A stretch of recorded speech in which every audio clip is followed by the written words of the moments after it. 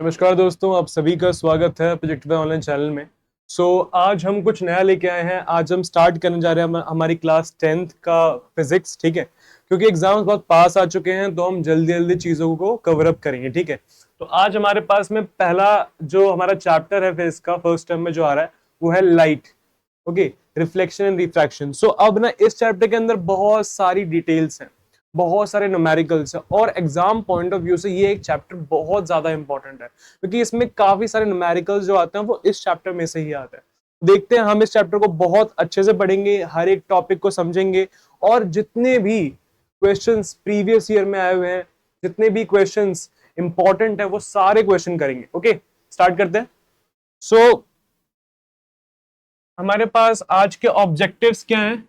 बिना time waste किए हुए हम इस सब चीजों पर बात करें कि हमारे पास में क्या क्या ऑब्जेक्टिव्स हैं आज के। ठीक है, ज्यादा नहीं, हम लेक्चर्स का ड्यूरेशन छोटा रखेंगे। ठीक है, हम हर एक लेक्चर में टॉपिक कवर करेंगे, हम सारे टॉपिक को अच्छे समझेंगे। ठीक है, कोई इशू नहीं है। तो हमें पहले क्लियर होना चाहिए कि हम आज क्या पढ़ने आ रहे हैं। ठीक है, तो आज का हमारा ऑब्जेक्टिव है कि हम लाइट क्या है ये पढ़ लें। ठीक है, इसकी प्रॉपर्टीज क्या होती हैं भाई। ठीक है, रिफ्लेक्शन ऑफ लाइट क्या होता है और इसके लॉज क्या होते हैं। मेजर पोर्शन जो है approximately 20 to 30% of the chapter जो है वो इसमें ही कवर होगा, कि जो ये बेस है बिल्कुल। ओके, ये अगर आप समझ लोगे बेहतर से तो आगे जो चैप्टर हम आगे बढ़ेंगे इस चैप्टर में तो हमें चीजें बहुत ईजी हो जाएंगी हमारे लिए।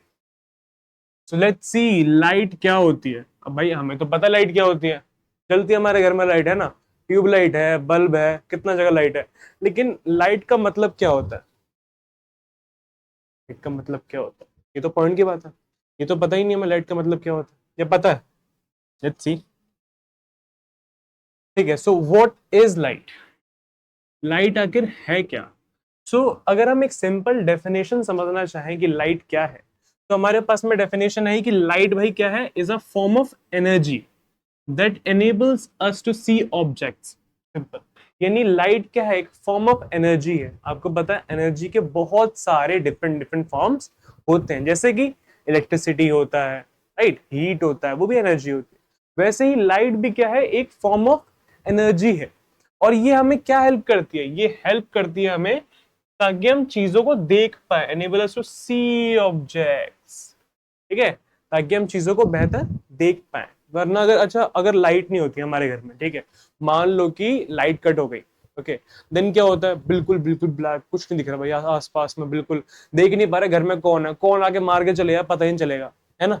तो ऐसा क्यों होता है, क्योंकि लाइट की वजह से हम देख पाते हैं। लाइट वो मेजर फैक्टर जो हमें देखने में हेल्प करता है। फिर आप बोलोगे नहीं नहीं नहीं ऐसा तो नहीं होता भैया, उसके थोड़ी देर बाद जैसे ही लाइट जाती है, थोड़ी देर बाद हमें हल्का फुल्का दिखने लगता है।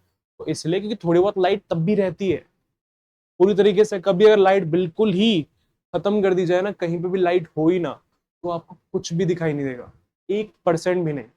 हाँ ऐसा होता है, बिल्कुल ऐसा ही होता है। अब ये जो लाइट होती है ये ट्रैवल करती है स्ट्रेट लाइंस में। अच्छा, टेढ़ी मेढ़ी नहीं करती, नहीं स्ट्रेट करती है। अच्छा, आपको कैसे पता कि स्ट्रेट करती है।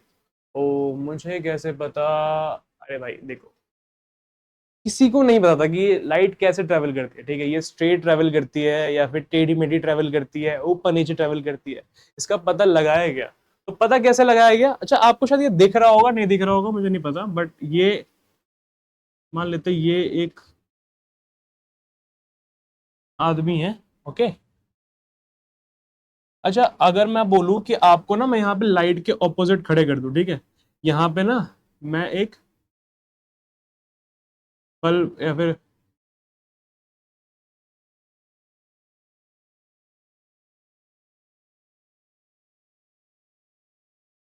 ठीक है, मैं मान लो कि ना मैं यहाँ पर ना लाइट ला रहा हूँ, ठीक है, यहाँ से लाइट आ रही है। ओके, इस तरफ से लाइट आ रही है। ओके, देन हुआ क्या कि आपकी शैडो बनेगी पीछे, राइट। अब पॉइंट ये है कि अगर लाइट स्ट्रेट लाइन में ट्रेवल नहीं करती तो शैडो बनती ही नहीं। कैसे, अच्छा अगर एक ऑब्जेक्ट है, ओके, यहाँ से लाइट पड़ रही है, लाइट पड़ रही है तो इस ऑब्जेक्ट को लगी, यहाँ भी लाइट पड़ रही होगी, यहाँ भी लाइट पड़ रही होगी, राइट। यहाँ पे लाइट है, यहाँ पे भी लाइट है, बट इसके पीछे में लाइट नहीं है।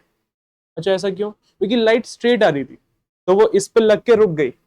अगर वो टेढ़ी मेढ़ी आती तो यहां से ऐसे भी तो आ सकती थी, लेकिन ऐसा नहीं हुआ क्योंकि लाइट हमेशा स्ट्रेट लाइन में मूव करती है। इसी को बोला गया है रेक्टिलिनियर प्रोपगेशन। ठीक है, प्रोपगेट कैसे करती है? रेक्टिलिनियर, मतलब कि सेम स्ट्रेट लाइन में प्रोपगेट करती है। ओके, लाइट को कोई मीडियम नहीं चाहिए और ये वैक्यूम के थ्रू भी ट्रैवल कर सकती है। कैसे पता? भाई सनलाइट भी तो लाइट है। सन से जो लाइट आती है हमारे पास में, वो कहां से आती है? स्पेस में से। और स्पेस में कोई मीडियम है? कोई मीडियम नहीं है। स्पेस में क्या है? सिर्फ वैक्यूम। अगर स्पेस से सनलाइट आ रही है, ठीक है, और हमारे पास तक पहुंच रही है, मतलब वो वैक्यूम में से आ रही है। इसका मतलब कि लाइट को कोई मीडियम नहीं चाहिए होता है। हाँ बिल्कुल, लाइट को कोई मीडियम नहीं चाहिए होता, लाइट कैसे भी ट्रेवल कर सकती है। ठीक है, स्पीड ऑफ लाइट जो होता है वो वैक्यूम के अंदर में कितना होता है? 3 × 10⁸मीटर पर सेकेंड, या इसी को हम बोलते हैं 3 लाख किलोमीटर पर सेकेंड। मतलब कि इस 1 सेकेंड में लाइट 3 लाख किलोमीटर चल गई। समझे? हमने 1 सेकेंड में पॉज लिया, देखा, इस 1 सेकेंड में लाइट 3 लाख किलोमीटर चल चुकी होगी। सोच रहे हो कितनी तेज है लाइट? बिल्कुल बहुत तेज है। और ऐसा माना जाता है कि लाइट की स्पीड को मैच करना बहुत ज्यादा मुश्किल है। सो ये बस एक डेटा हमें याद रखना है भाई। 3 × 10⁸मीटर पर सेकेंड होती है लाइट की स्पीड इन वैक्यूम। ठीक है, अच्छा मीडियम बाई मीडियम क्या वो वैरी करती है? कुछ तौर पे कह सकते हैं, बट एक्चुअली उतना नहीं वैरी करती। आगे हमारे पास में है प्रॉपर्टीज ऑफ लाइट। भाई लाइट तो समझ लिया हमने क्या है। हाँ भाई, लाइट हमें देखने में हेल्प करती है। लाइट नहीं होगी हमें कुछ दिखाई नहीं देगा। लाइट जो होती है वो स्ट्रेट ट्रेवल करती है, तभी शैडोज बनती हैं। ठीक है, ये सब समझ लिया हमने। अब प्रॉपर्टीज क्या है लाइट की? तो भाई देखो, लाइट ना गिनी चुनी हमारे पास में 5 प्रॉपर्टीज शो है। ठीक है, पहला अभी भी देखा, इसे बोलते हैं हम रेक्टिलिनियर प्रोपिगेशन, मतलब स्ट्रेट लाइन में ट्रेवल करना। ओके, दूसरा रिफ्लेक्शन। लाइट से एक और प्रॉपर्टी होती है, वो है रिफ्लेक्शन, यानी कि लाइट जो होती है वो रिफ्लेक्ट करती है। ओके, रिफ्लेक्ट करती है मतलब जैसे कि मानो मैंने एक सरफेस रखा हुआ है, यहां से लाइट आई, ये सरफेस है, लाइट यहाँ पे टैप करके वापस ऐसे ये रिफ्लेक्ट हो गई। ठीक है, ऐसा भी होता है, अभी आगे जाएंगे ना तब पढ़ेंगे। उसके बाद एक चीज हम पे रिफ्रैक्ट, ओ ये भी है, रिफ्रैक्ट, ये भी पढ़ेंगे हम आगे, क्योंकि रिफ्लेक्ट और रिफ्रैक्ट बहुत तौर पे सेम है। बस ये होता है कि रिफ्लेक्ट के अंदर में सेम मीडियम में वो ट्रेवल करती है, बट रिफ्रैक्ट के अंदर मीडियम चेंज हो जाता है। ओके, फिर देन डिस्पर्जन। डिस्पर्जन ये हमारे पास में नेक्स्ट चैप्टर जो हमारा ह्यूमन आया उसके अंदर बेहतर तरीके से। डिस्पर्जन मतलब जो लाइट होती है वो स्कैटर होती है, वो भी देखेंगे हम कैसे। और अभी भी हमने ये भी देखा था, can form shadows and images. Light जो होती है वो इमेजेस फॉर्म कर सकती है, शैडोज फॉर्म कर सकती है। शैडोज तो पता है क्योंकि वो स्ट्रेट लाइन में ट्रैवल करती है, तो शैडोज फॉर्म कर सकती है, इमेजेस भी फॉर्म कर सकती है। हाँ भाई हाँ, आगे जाएंगे पढ़ेंगे सब कुछ। ठीक है, आगे चलते हैं। हाँ अब देखो, रिफ्लेक्शन ऑफ लाइट क्या होता है भाई? हमारी पहली प्रॉपर्टी यही है। हमने समझ लिया कि रेक्टिलिनियर प्रोपगेशन क्या होता है, ये देखो हमने ये वाला समझ लिया है ना। अब हमें समझना है कि रिफ्लेक्शन क्या होता है भाई। देखते हैं, रिफ्लेक्शन ऑफ लाइट कहने का मतलब ये है, देखो पहले एक बार डेफिनेशन देख ले। बोली the phenomenon of light bouncing back when it strikes a polished surface. तो एक फेनोमेना है लाइट का कि जब जब वो एक पॉलिश सरफेस को स्ट्राइक करता है तो वो बाउंस बैक कर जाता है। जैसे मान लो कि भाई ये एक पॉलिश सरफेस है, ठीक है, यहां से मैं लाइट मैंने भेजी, ठीक है, लाइट ने इसे स्ट्राइक करा, ठीक है, तो ये क्या होती है, वापस बाउंस बैक कर जाएगी भाई। यहां से ऐसे आई, टप्पा खाई और निकली। जैसे बॉल होती है ना, बॉल बॉल को फेंकोगे, बॉल टप्पा खाई और आगे चली जाएगी। सेम वैसे ही लाइट ऐसे आई, इस पर टप्पा खाई और आगे चली गई। तो जो बाउंसिंग बैक है इसी को बोलते हैं हम रिफ्लेक्शन। ओके, अब रिफ्लेक्शन जो है वो एक्चुअली डिपेंड करता है सरफेस के ऊपर में। ठीक है, सरफेस टू सरफेस वैरी करता है रिफ्लेक्शन। उसी के यहाँ पे 2 टाइप्स दिए हैं। अगर भाई मान लेते हैं कि सरफेस जो है हमारी बिल्कुल प्लेन सरफेस है, लाइट आई और बाउंस बैक कर गई, ठीक है। तो इसे बोलते हैं हम रेगुलर रिफ्लेक्शन। लेकिन अगर मान लो भाई सरफेस जो है वो ऐसी है, खुरदुरी है, तो भाई यहाँ पे लाइट आएगी, इधर जाए, कभी यहाँ पे पड़ेगी तो इधर ही रुक जाए, कुछ पता नहीं है। डिफ्यूज रिफ्लेक्शन इसे बोलते हैं, जहां पे ना पाथ फिक्स नहीं होता, क्योंकि सरफेस प्लेन नहीं है, पॉलिश मतलब पॉलिश्ड है बट प्लेन नहीं है। इसके वजह से क्या होता है कि जो लाइट का पाथ है वो डेविएट कर सकता है काफी हद तक, जबकि यहाँ पे वो प्लेन सरफेस होती है, बिल्कुल प्लेन सरफेस। तो ये तो समझ लो यहाँ पे क्या होता है, प्लेन सरफेस, प्लेन सरफेस। और इसमें कैसा है, इरेगुलर सरफेस,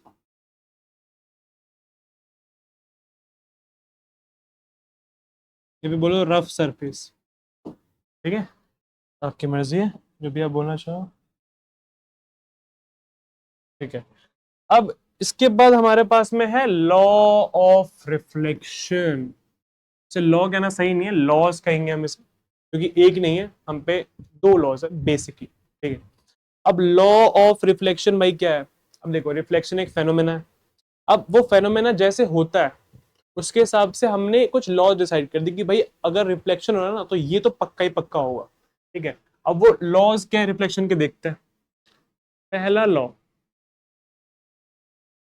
हमारे पास में, पहला लॉ रिफ्लेक्शन का ये है कि द, पहले मैं आपको ना समझाता हूँ रिफ्लेक्शन के बारे में थोड़ा सा और बेहतर, ताकि आपको ना थोड़ा सा और क्लियर हो जाए चीजें, ठीक है।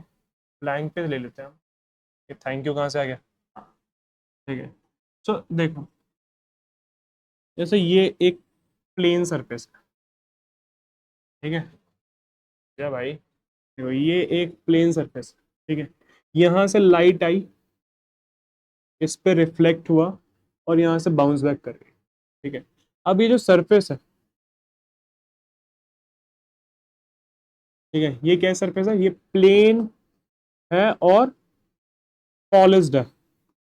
ध्यान रखना, अगर सरफेस पॉलिश नहीं होगी तो रिफ्लेक्शन नहीं होगा, क्योंकि पॉलिश सरफेस होगी तभी रिफ्लेक्शन पॉसिबल है। तो लाइट आई और भाई बाउंस बैक कर गई। अभी जो सेम लाइट है इसको हमने कुछ नाम दे दिए, जैसे कि जो आ रही थी, ठीक है, जब लाइट आ रही है सरफेस पर टकराने से पहले, स्ट्राइकिंग से पहले, तो जो आ रही है उसे बोलते हैं हम इंसिडेंट रे, इंसिडेंट रे, ठीक है। और जो जा रही है उसे हम बोलते हैं हम रिफ्लेक्टेड रे, क्योंकि ये रिफ्लेक्शन के बाद बनी है, ठीक है। पहले तो वो आई, रिफ्लेक्टेड सर कहां से हो गया, रिफ्लेक्टेड रे, क्या लिख रहा हूं मैं आज। तो पहले जो आई, स्ट्राइक होने से पहले जो रे आई उसे बोल दिया इंसिडेंट रे, स्ट्राइक होने के बाद जो गई वो हो गई हमारी रिफ्लेक्टेड रे, ठीक है। अब ये दोनों तो रेज हो गई भाई, रेज क्या होती है जो सिंगल आती है ना, तो ये इंसिडेंट रे हो गई, ये रिफ्लेक्टेड रे। अब क्या करो कि सरफेस को लेकर ना, सरफेस पे एक परपेंडिकुलर बनाओ, ये रहा, ये है परपेंडिकुलर, मतलब ये सरफेस से कितने पे है, ये 90 डिग्री के एंगल पर है, इसे हम बोल देते हैं नॉर्मल,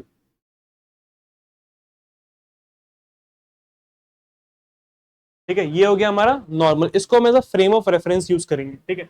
अब नॉर्मल, अब देखो जो इंसिडेंट रे आई, ठीक है, इंसिडेंट रे आई, इसने सरफेस पे टकराई। अब इंसिडेंट रे और नॉर्मल के बीच में ये एंगल बन रहा है, दिख रहा है आपको ये, तो इसे बोलते हैं हम एंगल आई, यानी कि एंगल ऑफ इंसिडेंस, मैं लिख देता हूं यहां पर, angle of incidence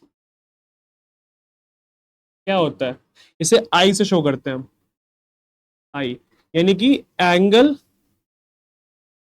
between normal and incident ray. भाई इंसिडेंट रे और नॉर्मल के बीच में जो एंगल है उसको हमने बोल दिया एंगल ऑफ इंसिडेंस, ठीक है। दूसरा भाई जैसे यहां बन रहा है यहां भी तो बनेगा, तो ये जो नॉर्मल और रिफ्लेक्टेड रे के बीच में ये जो एंगल है इसे हमने बोल दिया angle of reflection, angle of reflection, इसे शो करते हैं हम आर से। ये भी क्या हो गया, same angle between normal and reflected ray this time। वही देखो, बहुत सिंपल है। Angle between normal and incident ray, incident ray और नॉर्मल के बीच का जो एंगल है, इंसिडेंट रे और नॉर्मल के बीच का जो एंगल है उसको बोल दिया हमने एंगल ऑफ इंसिडेंस। और जो incident ray, sorry reflected ray और नॉर्मल के बीच का एंगल है उसे हमने बोल दिया एंगल ऑफ रिफ्लेक्शन। सिंपल है, ठीक है। तो इसमें आपको टर्म समझ में आ गई। आने वाली रे इंसिडेंट रे, ये वाली हमारी ये जो है ये प्लेन सरफेस, ये जो बीच में परपेंडिकुलर है ये क्या है नॉर्मल, जाने वाली रे क्या है रिफ्लेक्टेड रे। जो एंगल बनना आने वाली और नॉर्मल के बीच में एंगल ऑफ इंसिडेंस, जो एंगल बनना जाने वाली और नॉर्मल के बीच में वो हो गया एंगल ऑफ रिफ्लेक्शन। मालूम पड़ गया। ये बेसिक चीजें हमें पता होना चाहिए। अब हम आते हैं वापस से लॉस पर, फिर थैंक यू आ गया। हाँ, तो पहला लॉ हमारा ये है दैट कि एंगल ऑफ, ये कह लेते हैं इसको, हाँ पहला लॉ हमारा ये है कि एंगल ऑफ इंसिडेंस हमेशा इक्वल होगा एंगल ऑफ रिफ्लेक्शन के। लेकिन ये बस तभी पॉसिबल है जब सरफेस क्या हो, रेगुलर, रेगुलर पॉलिश सरफेस। अगर पॉलिश नहीं होगी तब तो रिफ्लेक्शन ही नहीं होगा। लेकिन अगर रेगुलर भी नहीं हुई, इरेगुलर सरफेस है, तो ये लॉ भी वैलिड नहीं हो पाएगा। ठीक है, ये तब वैलिड है जब रेगुलर सरफेस है, तब क्या है कि एंगल ऑफ इंसिडेंस यानी कि जो आई होता है वो इक्वल होगा आर के एंगल ऑफ रिफ्लेक्शन के। ये हमारा पहला लॉ है, ठीक है। इसी को हम बात समझ दो कि I is equal to are, ये पहला लॉ। दूसरा हमारे पास में है दैट, इसे बोलते हैं हम एंगल ऑफ इंसिडेंस। ये कहो कि incident ray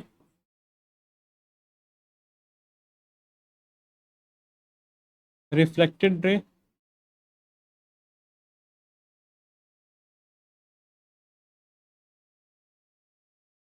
reflected ray and normal at point of incidence all